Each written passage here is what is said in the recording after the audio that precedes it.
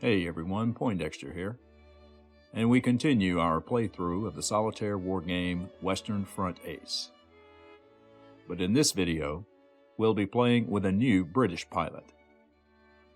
In the last video, our starting German pilot was shot down by ground fire and landed in no man's land behind enemy lines, ending his career.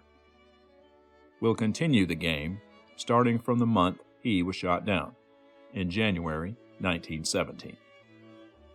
We'll quickly go through the setup phase with our new British pilot. For a more detailed explanation of the mechanics of choosing a new pilot, I'd recommend referring to the first video in this playthrough series. Our British pilot's name will be Andrew Jordan. When flying for the British, we have two military branches to choose from, the Royal Flying Corps and the Royal Naval Air Service. Andrew Jordan will join the RFC, arriving as a second lieutenant. Since we're starting in 1917, we automatically begin with a prestige level of 1. Historically, unlike the German Air Service, Allied pilots were not allowed to pick and choose which aircraft they could fly. High Command dictated which planes would be flown in each squadron. However, we'll bend historical precedent in this case and choose our starting aircraft and location. Our starting aerodrome will be in a familiar area, Bertangla. Second Lieutenant Jordan will be flying the Sopwith Pup. Historically, this scout arrived in the autumn of 1916 and had pleasant flying characteristics, plus good maneuverability. The Pup, like many Allied scouts during this time, has weaker armament than the current German scouts, only sporting a single Vickers machine gun with a firepower of 3. But the Pup does have a rotary engine, giving it excellent turning ability and an edge in maneuvering. Next, we prepare the log sheet for Second Lieutenant Jordan.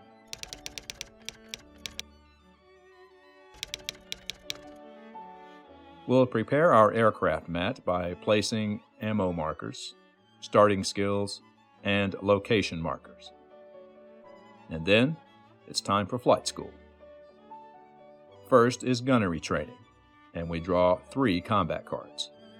If any of the cards has a 4, 5, or destroyed indicator in the firepower 2 column, we earn the gunnery -1 marker, making the skill cheaper for us to purchase later.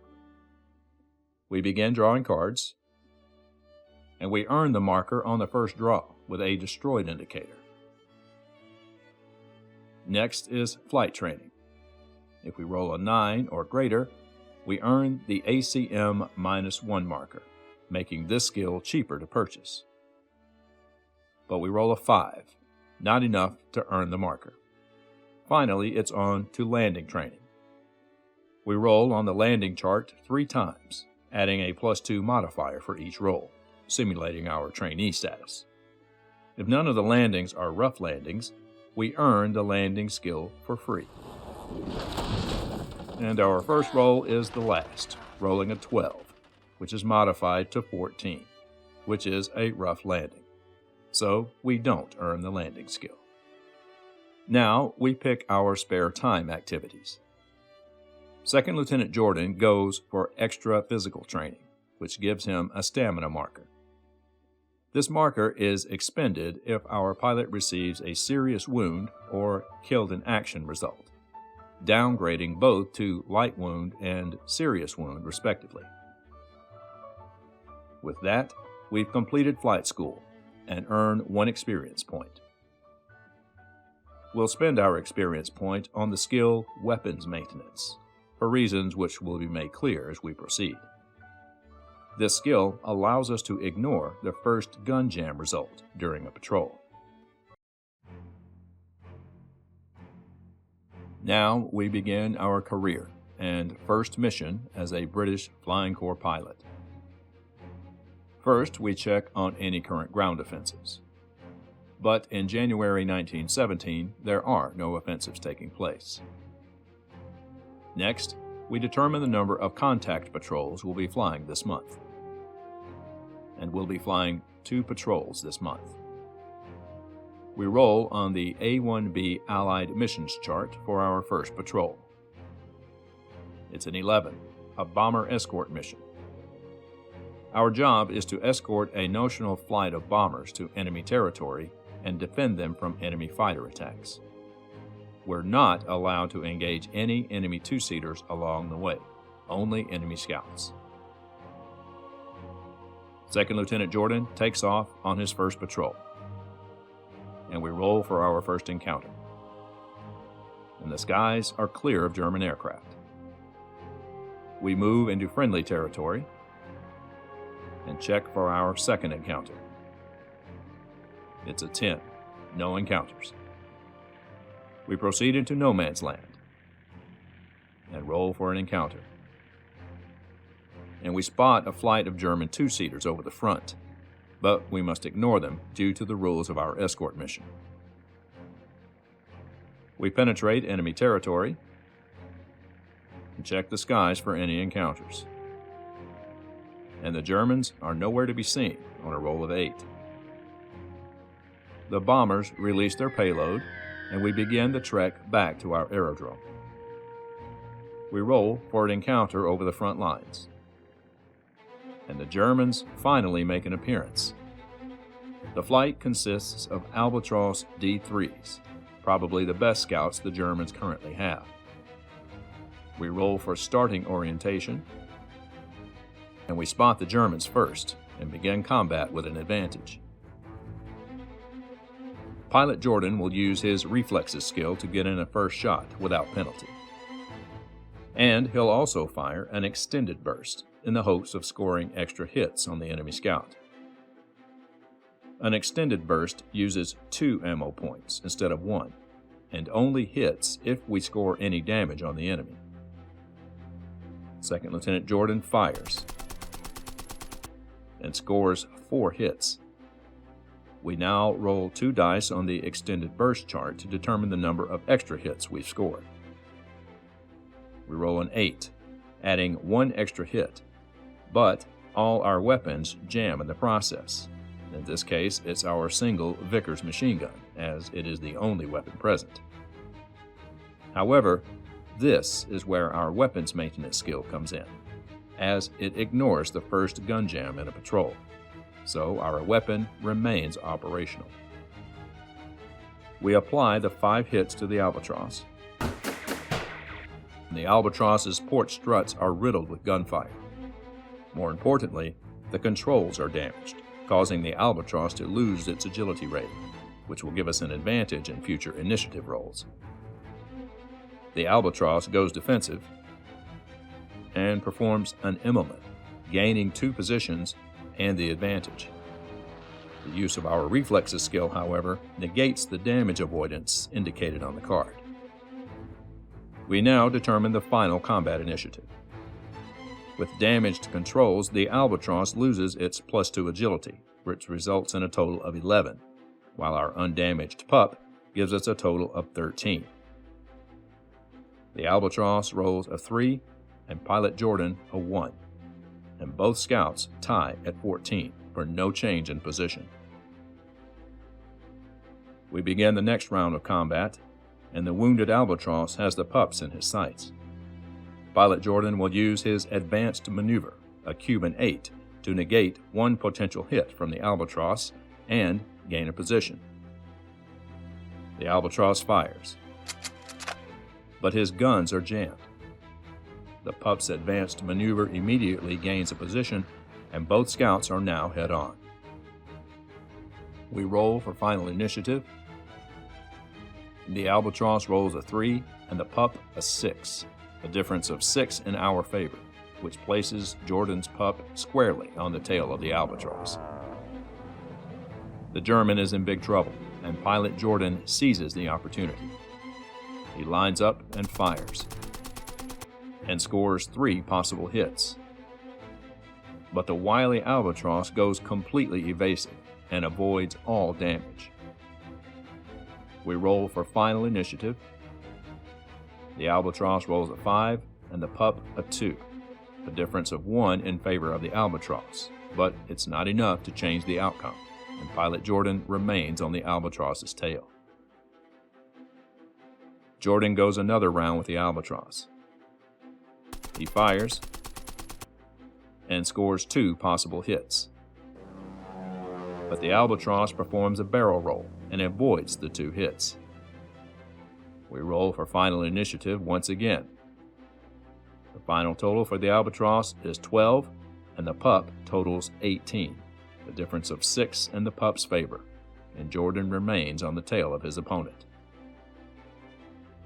Jordan's pup only has 2 shots left, so let's hope he can score some fatal hits.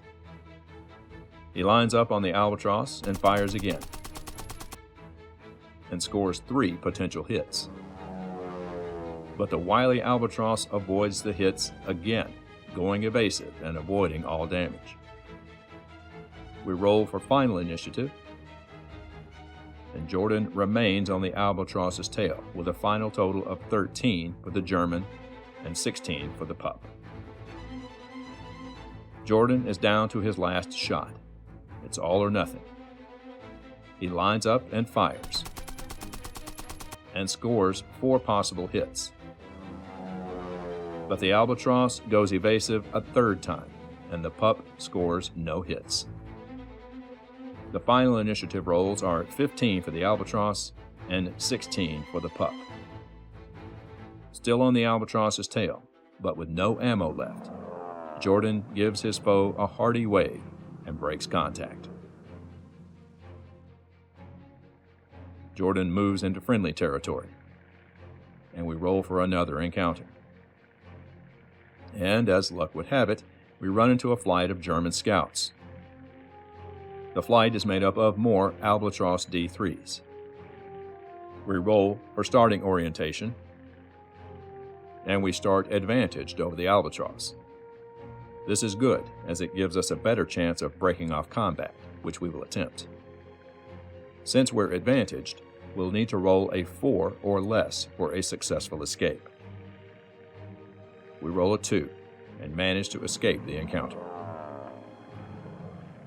We arrive at the landing space and roll for our final encounter. It's a 9, and thankfully, no encounter takes place. We roll for the weather over the aerodrome, and the weather is good. Second Lieutenant Jordan took no damage, so it's an automatic safe landing.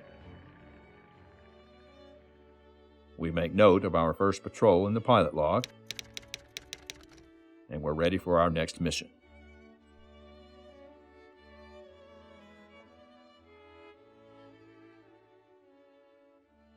Our second patrol begins, and we check our mission assignment. It's a line patrol. This mission requires us to fly to no man's land and conduct a sweep of the area. Second Lieutenant Jordan takes off, and we roll for our first encounter. But the skies remain clear of enemies. We move into friendly territory and roll for possible enemy combat. But we spot no German aircraft. We arrive at no man's land and begin our line patrol. And we spot a 2-seater flying over the front. The aircraft is a Rumpler C-4. The Rumpler is a fast 2-seater with a speed of 11 and agility of 1, and, of course, a rear gunner. We roll for starting orientation, and we manage to maneuver into an out-of-the-sun attack position. This means we automatically start advantaged over the enemy, can fire first in the combat round, and the enemy cannot pull a defensive card or use any inherent skills. Basically, we have a free shot, and the enemy cannot evade or fight back in the first round. Second Lieutenant Jacob fires and scores 2 hits, but the hits have no effect, with one striking canvas and the other the landing gear, which is not present. Now we roll for the final initiative. The Rumpler has a total initiative value of 12. Our pup totals 13, so both combatants are almost evenly matched. The Rumpler rolls a 5 and the pup a 3, a difference of 1 in favor of the enemy, but it's not enough to change positions. Fortunately, Pilot Jordan still has the advantage after his ineffective out-of-the-sun attack. He'll use his reflexes skill to get in a first shot and fire an extended burst. Hopefully, he can throw enough lead around to actually score some hits this time. Jordan lines up on the two-seater and fires, and manages to land 2 hits. We roll for the extended burst result, and manages to score 3 more hits, but his machine gun jams in the process. However, we have the weapons maintenance skill, which negates the first gun jam in a combat round. We apply the 5 hits to the Rumpler, and this time, Jordan's shots strike home. 1 hit strikes canvas for no effect, but both wing struts are damaged, and the Rumpler's rear guns are knocked out. Normally, the rear gunner would fire back, as combat is considered simultaneous, but since we used the reflexes skill, the damage is applied before the Rumpler is able to shoot. We roll for final initiative placement, and the Rumpler rolls a 5 and the pup a 1, a difference of 3 in favor of the enemy, and we shift to a head-on position. Pilot Jordan fires at the two-seater and scores 4 possible hits. It's at this point we'll implement an optional two-seater rule added in the most recent game errata that allows certain two-seater models with forward weapons the option to fire if head-on. On a roll of 3 or less, the Rumpler will fire his forward weapon instead of going defensive. He rolls a 2, so he will fire at us. We refer to the firepower 3 column for the result. But he fails to score any damage as his guns immediately jam. We apply the 4 hits to the Rumpler. 1 hit strikes canvas for no effect, but the wing struts are struck again, along with the tail and, crucially, the engine, which causes no fire. But the Rumpler's damaged engine applies a -2 modifier to future initiative rolls, so the odds of him gaining an advantage over us now are slim. We roll for the final combat initiative. The Rumpler's base initiative is down to 10 due to engine damage, and the results are 11 for the Rumpler and 17 for the pup, a difference of 6 in favor of the pup, and Jordan is now squarely on the Rumpler's tail. The pup has 2 shots left, and Jordan fires at the wounded two-seater and scores 4 possible hits.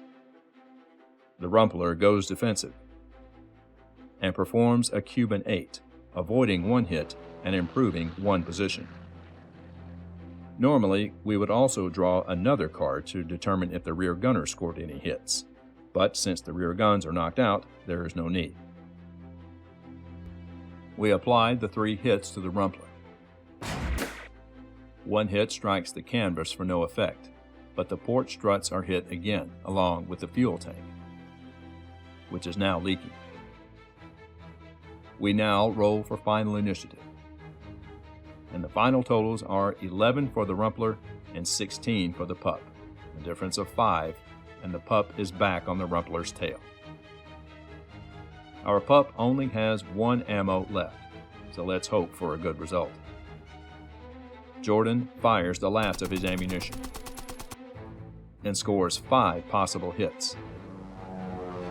But the Rumpler performs a barrel roll, and we remove 2 hits. We apply the 3 hits, but it's not enough hits to bring down the two-seater.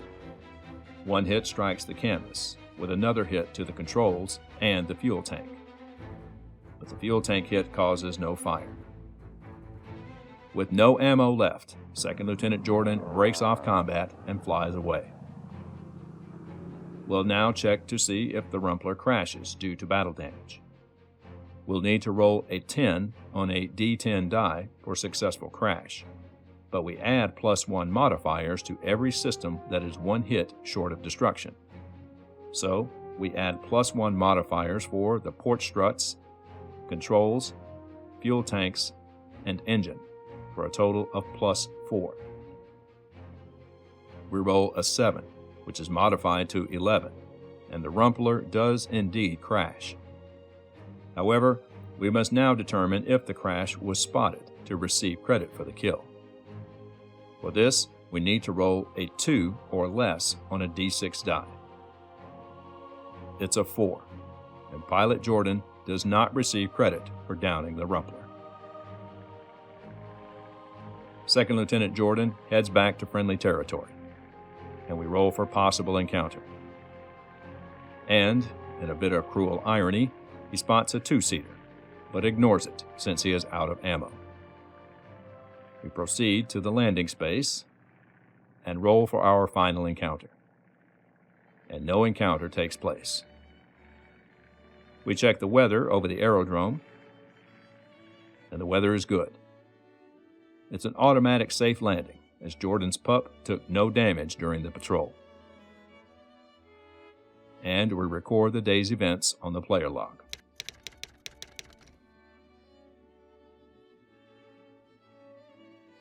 To say these 2 patrols were frustrating would be a bit of an understatement. Second Lieutenant Jordan did everything he could to bring down an enemy aircraft.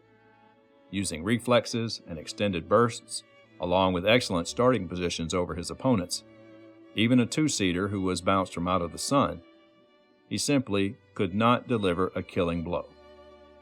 And the German Albatross pilot Jordan encountered on his first patrol deserves a medal, as he evaded nearly every shot Jordan's pup fired at him. So, what did we learn? We learned that the pup is an excellent scout, as Jordan was able to maneuver on his opponent's tail more than once and stay there. We learned that the pup could also do with a firepower upgrade. And we learned that Second Lieutenant Jordan can hold his own in combat, but needs new skills that will give him greater advantages over his opponents. He came through his first 2 combat patrols without a scratch, so that is something. But dogfighting without scoring victories won't help the war effort, or Jordan's prestige in the Royal Flying Corps. Let's hope our next patrols are much more productive. Thanks for watching, and we'll see you on the next patrol.